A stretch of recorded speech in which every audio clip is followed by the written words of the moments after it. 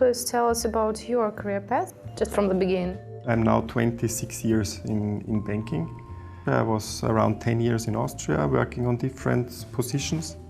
And then I went abroad. I traveled around the world more or less in 1 year in order to refocus also, to think about me and my life. And I think this was the starting point really for the international career. Then I ended up in Serbia, what was really not the country I wanted to go, by the way. I was responsible for international business, for corporate banking in Raiffeisen in Serbia. Then I took overall corporate banking division. Then I switched to risk management. And then I took over also the finance division. So I was also the CFO in Raiffeisen Serbia. And I think this combination of knowledge brought me then also to Russia. What should a young professional start with to begin his or her international career path? Okay, I think the most important is to ask yourself, why would you like to have an international career? What drives you? And the second thing what I would recommend to you is to be flexible in terms of where you go. I think every foreign country is something what enriches your life. So if you don't stuck too much to one country, I think this will definitely help you. In general, it's anyhow something, I mean, at least in Raiffeisen, what is very much supported. I think you've told us about a lot of advantages of international career, but maybe you've illustrated some of them. It made my life much more colorful. I have learned so much more. I became a more open person, I think. I'm more flexible in terms of also of my worldview, of my political view. So it's not only about my career. But again, what is important for you, and maybe we can also talk a little bit about disadvantages. It's not only advantages. It's not so easy to come back, for example. You should not go abroad just to go back and get a better job.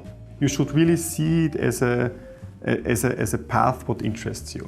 And then the second most important potential negative part of going abroad is also what I mentioned before, is how does family react to that? I think it's also important that you do not sacrifice your private life for an international career. And what do you think is for a young professional, is it better to get experience in his country and then trying to move abroad? Difficult to say. I would tend to say stay a little bit at home first.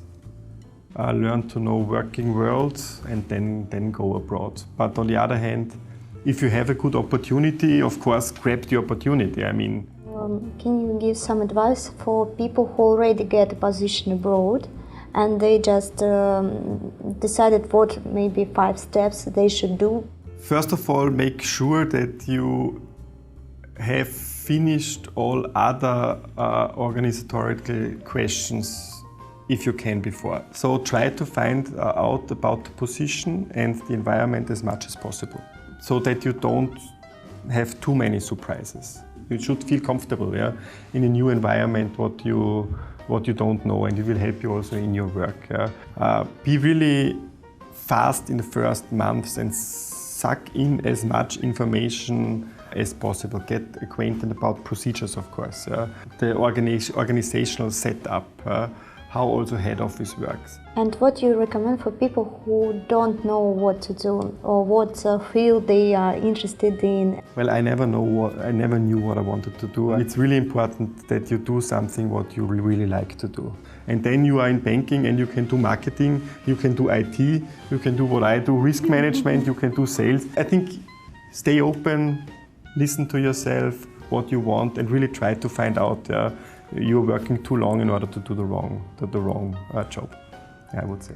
Roland, what you recommend for young professionals to concentrate on the one path of business, or maybe try themselves in different careers, departments, or so businesses? In Raiffeisen, we like people usually who try different things, especially if you want to go into a management career. If you find an expert career more appealing, then you should dig deep into one topic. When you want to hire somebody, or what are the main qualities you're looking for? I think the most important quality with whomever you're working together is that you trust the person.